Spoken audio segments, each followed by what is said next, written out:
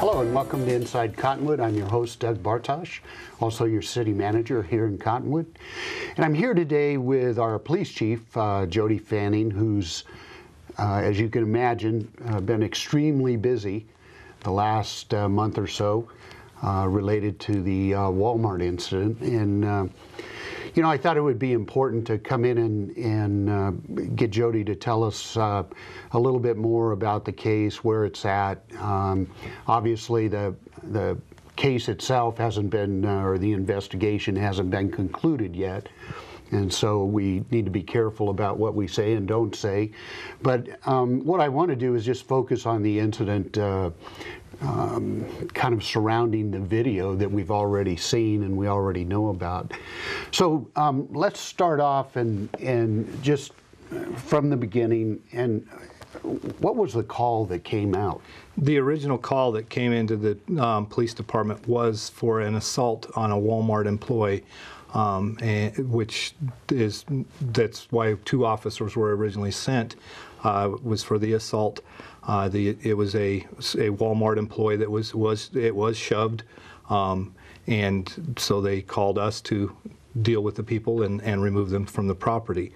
And then when the 2 officers arrived, then they quickly determined that this was a little bit more than your standard assault. And when they arrived on scene, where did they encounter the suspects, and how many were there? And they encountered them all in the parking lot. And the original group, that they first encountered, there was 6. The father comes in just a few seconds later after they arrived there, and the 8th, which makes 7, and the 8th, which was Enoch, he stayed hidden behind cars until later on, which you see in the video where I point out where he comes from off screen and punches Officer Brandon Clark. So there was the original 7 standing there when the officers started dealing with them. And so I assume as soon as the officers realize they're dealing with more than one person, they call for additional officers to show up. Yeah, yes, and not always do we have to call for additional officers. If we believe that the people are going to comply with us and talk to us and let us resolve the issue, then we don't always have to call for additional officers. But it was, as evidenced by the video, it was pretty clear pretty quickly that these people were not going to comply and assist us in this investigation to determine what happened. So people were agitated and not cooperating with the officers. Yes, they would not comply with anything we tried to talk to them about, as it shows in the video, when we simply asked them to tell them that we want to separate them to discuss what happened, which is very standard police procedures. Wasn't in any way threatening. That was the same attitude they had already encountered. The problem the officers were having at the original scene was they kept trying to get back into the vehicle. Which all police officers will tell you, we will not allow people to get back into a vehicle. Many things bad can go from there. They can obtain weapons. They can flee. They can lock themselves in to where we now have to break into the vehicle to get into them. There's just too many things that can go wrong. So the officers were trying to keep them from getting into the vehicle, and they were trying to force the issue. And I know probably after the fact, but I think we found out that they were actually living or camping in the Walmart parking lot. And yeah, they've been staying in and out around the Walmart parking lot for a couple of weeks now. They'd been removed from other parks and parking lots and Dead Horse State Park and Clarkdale for actions which I'm not exactly certain what they were, except that the Clarkdale Police Department and Dead Horse State Park had removed them from their jurisdictions. So then they'd stay in the Walmart parking lots overnight or in other places wherever they could find to camp. And then in the morning they'd get up to Panhandle and try to get money. So the officers, the two original officers, are there on scene. They ask for more officers or backup. How does that call go out? I mean, it was a very low-key request for backup. It was just simply Officer Hicks requesting additional units, which is not uncommon. It just tells the other officers, hey, I need more than just what I have here. Don't need to run Code 3 or emergency. Just need some more help here because there's so many people. So it was a very non-emergency type request. That for the original two, which was Officer Sturley and Officer Hicks, or Officer Clark, that showed up. Then after that, that's when the call comes out a little bit more aggressive. You know, and talk about your staffing levels. I mean, how many officers would you usually have on a Saturday night? Yeah, well, Friday and Saturday nights are our heaviest nights because we work a 4-10 schedule, which means one night a week we will have 2 squads on the same shift, and that was a Saturday night. So that was the night we had 2 graveyard squads together and a swing shift squad. Each squad typically comprised of a sergeant and 2 officers. So the most I could have out is 9. Typically we do not, because on those nights where we have heavy coverage, we will use those nights to adjust hours to try to reduce the amount of overtime, allow guys to take time off to spend with their families and stuff like that. So the typical is about 5 to 6 that we'll have out there. So this was one of the rare nights that we would have that many people out. Okay. And so, and I've seen the video, and I know the car that actually catches most of the police unit that catches most of the melee as it kind of unwinds is en route at this time. Right. And again, as you were saying, they're not driving real fast, but at a certain point they pick it up. They pick it up. You can hear on the radio, not so much on the audio or on the video, but you can, when you listen to the radio, you can hear Officer Hicks tell them to kind of step it up. Again, just not ready to go to Code 3 for emergency backup, but this is not getting any better type of a request, which they were only at that point maybe a quarter of a mile away anyhow, so it was a very short time to get there from there. And so the other 2 officers arrive, get out of their vehicle. What happens then? That's when Officer Hicks he says that the Officer Sturley and Officer Clark start walking up. Officer Hicks simply states, we need to separate these people so that we can talk to them. 2 of the suspects quickly announce very loudly with pointing fingers that there's no way you're going to separate this family. Sergeant Daniels gets a hold of one of the suspects, says, hey, come here, I need to talk to you. And one of the suspects comes over and tries to put his hands on Officer Sturley, which everybody should know that you don't walk up and try to push or grab a hold of a police officer. It will not be a good thing for you. Officer Sturley tries to push his hand away, the guy, and grab a hold of him, and the world just blows up. One of the suspects punches Officer Hicks in the throat. Sergeant Daniels goes to the ground with his suspect. Officer Sturley gets involved with his. The one big subject grabs a hold of Sergeant Daniels. Officer Clark grabs a hold of him.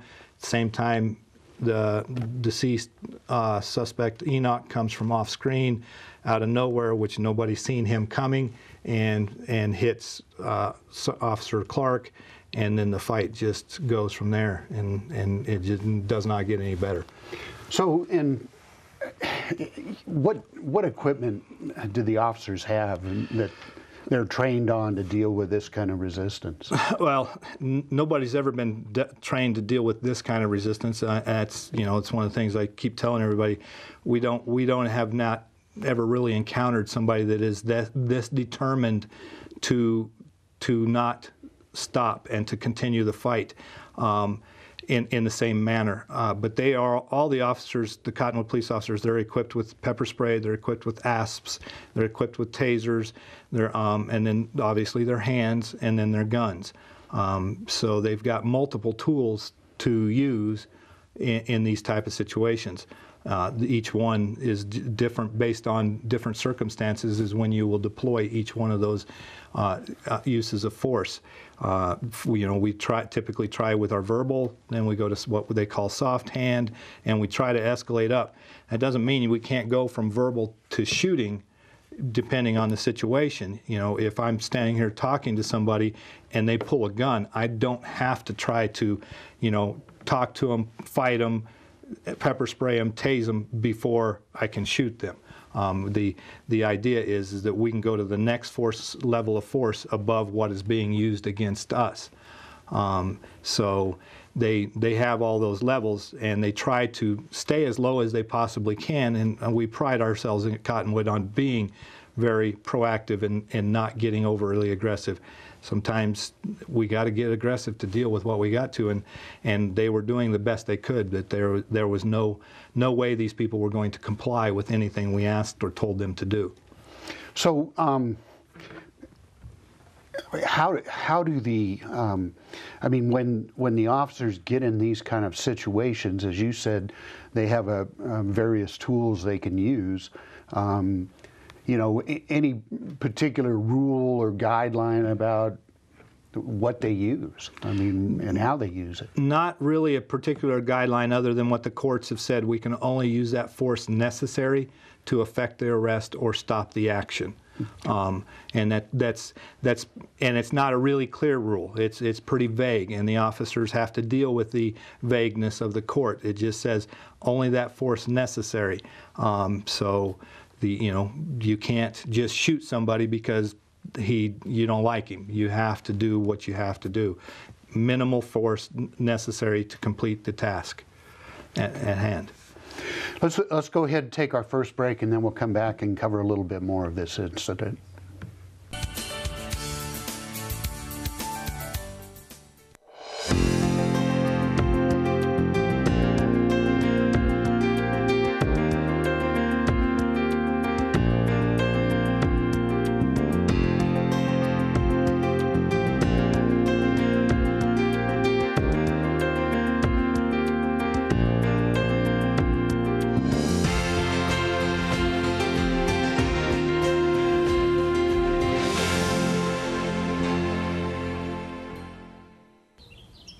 This new mom is struggling to get the skates just right. And now she's holding on for dear life.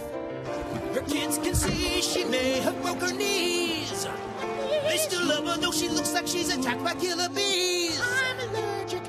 You don't have to be perfect to be the perfect parent. Thousands of siblings in foster care will take you just as you are.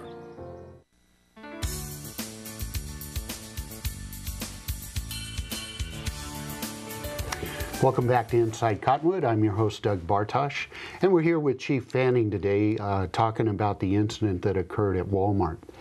You referred to a couple of the tools that the officers have. One is an ASP. Explain what an ASP is. The ASP is it's a more compact version of the nightstick, the old nightstick that you see on TV from many years ago, but those were wooden nightsticks. This one is modernized. It's made out of metal. It collapses together to where it will only be about this long, so they can carry it on their gun belt at all times, and it's lighter.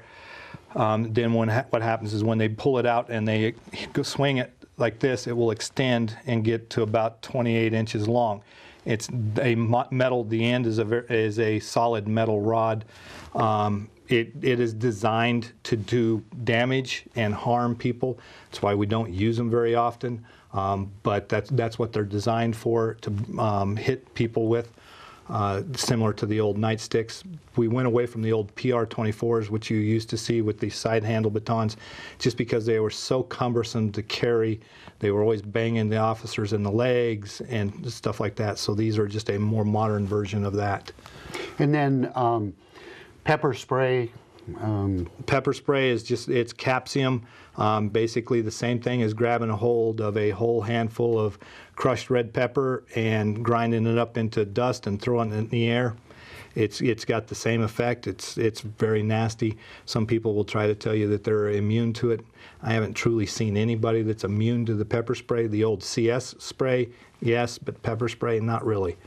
And so it gets in their eyes. They can't see. They burns. water. Yeah, it causes the eyeballs, the pupil, or the eyes to swell because of the watering, the burning, the throat to swell. Doesn't stop them from breathing, but it does inhibit their ability to continue to fight. These guys, unfortunately, only a few of them do we actually get full facial sprays to where it really takes effect. The biggest one that you see at the end of the video that's kneeled down, he's the only one that we truly ever get a good facial spray on him to fill him up. And then again, it all comes down to the determination of the person and how determined is that person to fight. You find somebody that is extremely determined, they'll find a way to fight through a lot of things. So it's a good tool, but it's not a save-all. And then taser. Taser is the electricity. It uses 2 darts, fires 2 darts out with very small hooks on the end, connected by wires. Then it applies, I believe the new ones we're using now are using 50,000 volts. It has very minor, I believe, 0.02 milliamps. So there's no amperage, which amperage is what typically kills people. The voltage does not. It's the amperage. And it uses those 2 darts, and then it runs electricity through the wires between the 2 darts. So the effectiveness of the taser is a lot determined based on the spread of the darts. If I shoot somebody and the darts are too close together, then the electricity will only run through from there to there, which does very little harm. In the video, you see the very large one. He kind of falls like a big timbering tree at one point. That's when Officer Clark from behind is able to get a full spread taser shot on him. One hits him in the leg, one hits him in the upper back. You can't really fight that. That's just, and it just takes over. The other thing about the taser is it's designed to mimic the brain waves that the brain uses to control muscles. It mimics the same wavelength, which then overpowers the brain's ability to control the muscles, which shuts you down. However, in a lot of the situations that you've seen on the video, you see them roll. Well, they have the ability to roll. If we don't get a good wide spread, then we can't affect enough muscle mass to shut them down. And they know to roll and break the wires, and then the electricity will stop. The ones where we did get the full wide spread, you see them go down.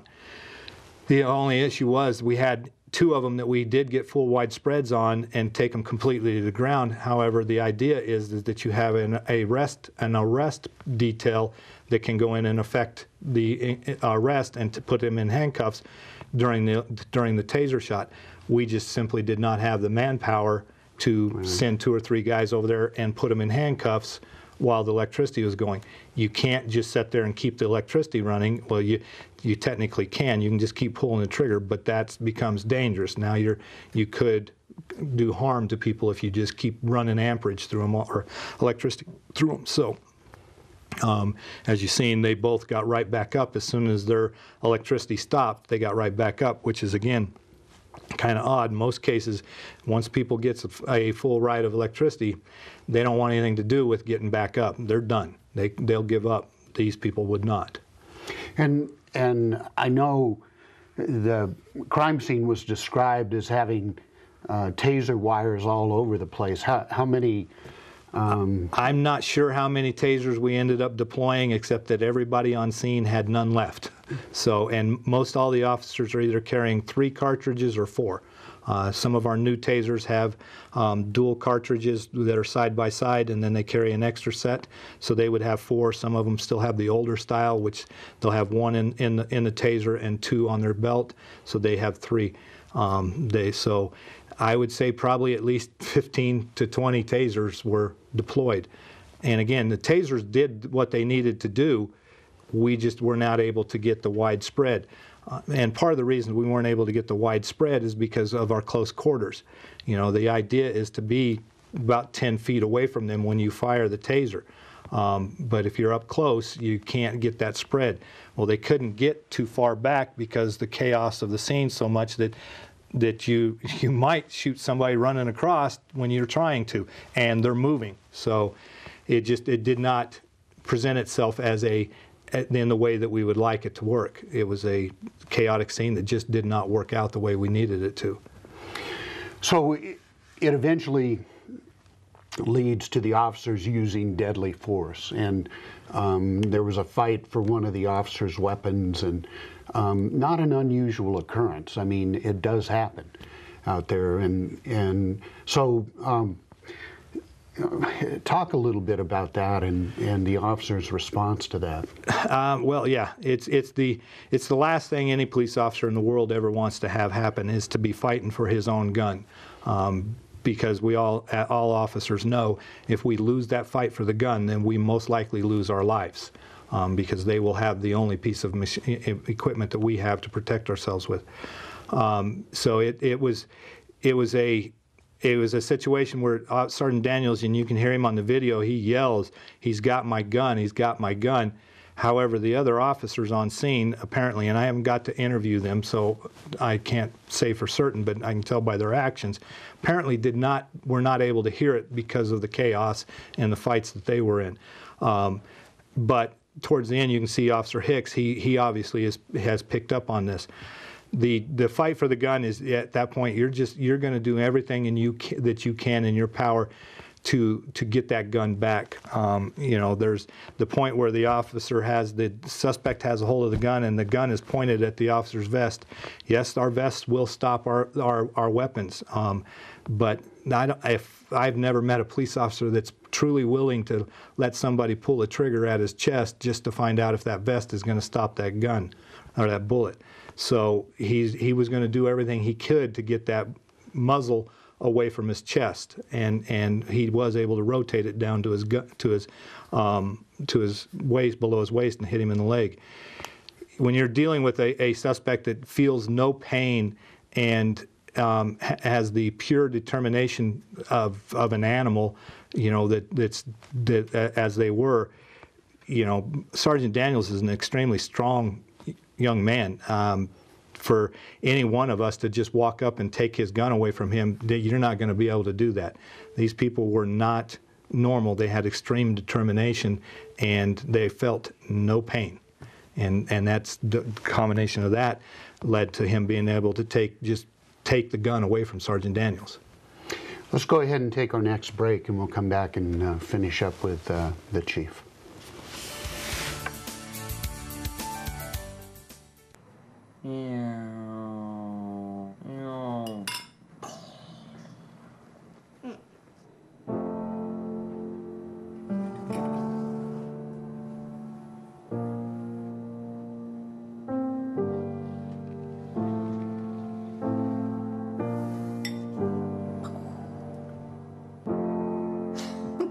Visit aarp.org/caregiving for information on how to provide even better care for the person who wants to care of you.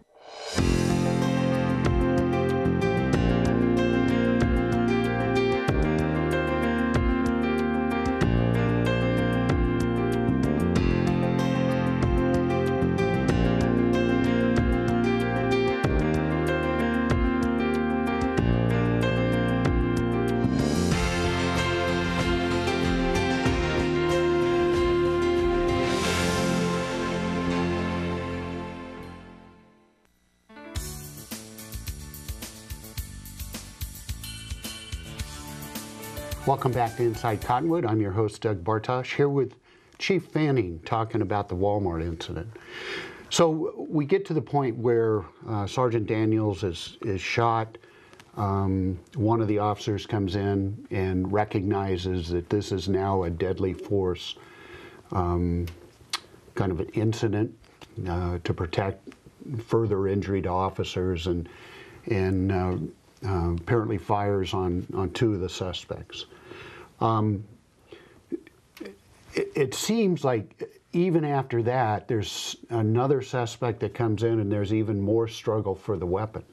Yes, there was the original two, the one that ends up getting killed, and then there's another one that's on top of them. There's two of them that are actually there struggling for the weapon. The one that ends up being shot is the one that was the more aggressor, and it was in more control of the weapon. But yes, there was two of them that were struggling for the weapon, and once the Enoch was shot and stopped his struggle, the other one continued his struggle even after being kicked in the face, which under normal circumstances people are going to quit. They get kicked in the head. He wasn't going to. Not sure why he ended up turning loose to the weapon, but he ultimately did, which probably, in all honesty, probably ended up saving his life, because at some point somebody would have had to go to the next level to get it away from him, because you're not going to reach down there and grab a hold of the gun yourself, because now we got three people pulling in three different directions for a weapon. Somebody else is going to get shot. So, you know, it seems like an eternity, but finally 4 more officers show up on scene, and it seems like the officers begin to kind of get the upper hand, although the fight still continues on forever. Yeah, the fight continues on. They again, at no point does anybody in this family ever comply or surrender or quit. Never do they do that. They, even right up to the end, they continue to fight. You know, when I arrived on scene, they were still trying to get up and kick at officers and stuff like that. So there was no stop or no quit in them until we were physically able to just overpower them. But again, yes, as soon as the other 4 arrived on scene, they squared off with those 4 officers, and they were ready to go to battle with those 4. But at that point, now we're starting to overpower them. We're able to put 2 and 3 on one suspect, and which is what we had to do to be able to get them into handcuffs. And we've heard, well, why didn't you handcuff them earlier? And I'm here to just flat out tell you, it was not possible. No one officer could physically overpower one of those suspects and get their hands behind their back and get them handcuffed. It was just not possible. Even then, even when they did start getting them handcuffed, we still had to leave an officer assigned to each person, because if you didn't, they would get up and charge and kick other police officers that were trying to handcuff other people.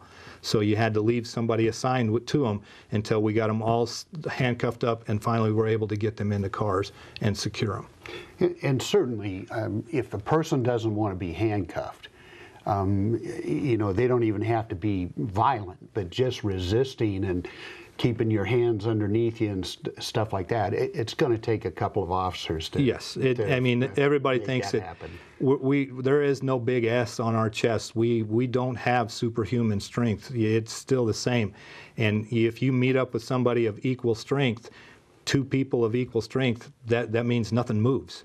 So, and that's what we had. Nothing moves. The information I've received is the larger one that's right there at the end, laying next, or kneeled down next to his brother. When it came time to handcuff him, he didn't fight. He just resisted, and it took 4 police officers to physically overpower him and put his hands behind his backs and put him in handcuffs. That's how strong they were, and that's all it takes. So, you know, with any incident like this, and I know you've probably never seen anything like this in your career. I certainly haven't seen anything like this in my career, but these kind of incidents, law enforcement dissects them and, you know, really tries to understand what went well, what can we do better. What did you see that went well? What did I see that went well? The professionalism, the restraint, the just everything my officers did. Their restraint was just above and beyond anything I've ever seen.